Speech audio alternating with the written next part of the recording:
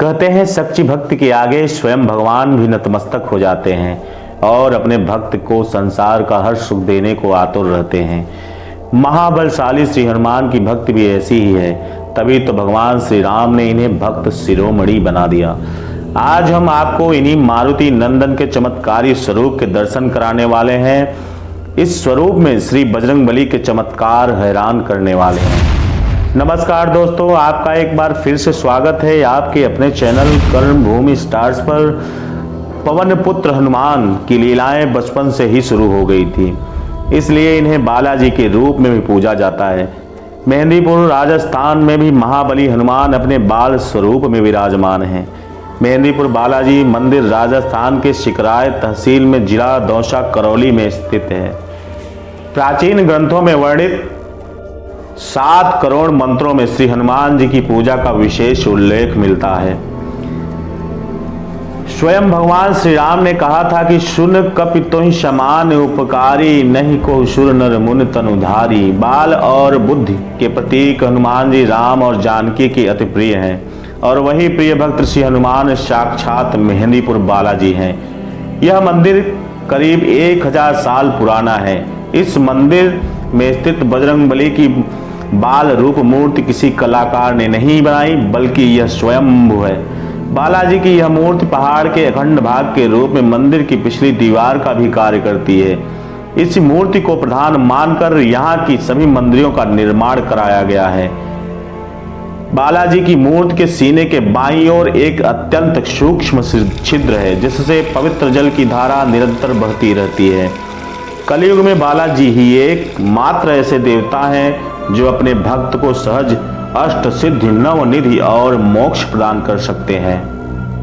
अगर मंदिर के इतिहास की बात करें तो प्रारंभ में यह पूरा क्षेत्र एक घोर बीहड़ जंगल था। चारों तरफ फैली घनी झाड़ियों में जंगली जानवरों का बसेरा था। जैसा कि सभी का मत है कि श्री महंत जी महाराज के पूर्वज को स्वप्न आया और स्वप्न की अवस्था में ही उठकर चल दिए।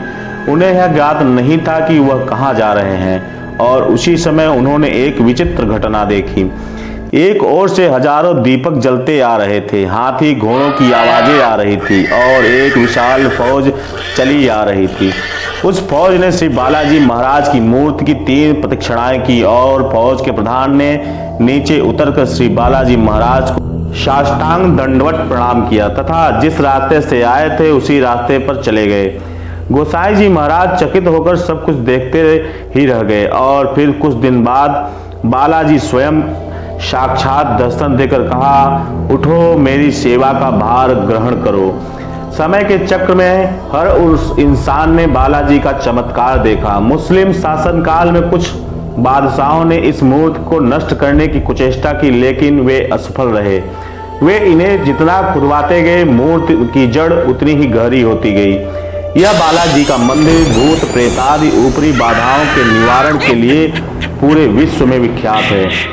मान्यताओं के अनुसार तंत्र मंत्रादि ऊपरी शक्तियों से ग्रसित व्यक्ति भी बिना दवा के बालाजी की कृपा से स्वस्थ हो जाते हैं। कुछ लोग बालाजी का नाम सुनते ही घबरा जाते हैं।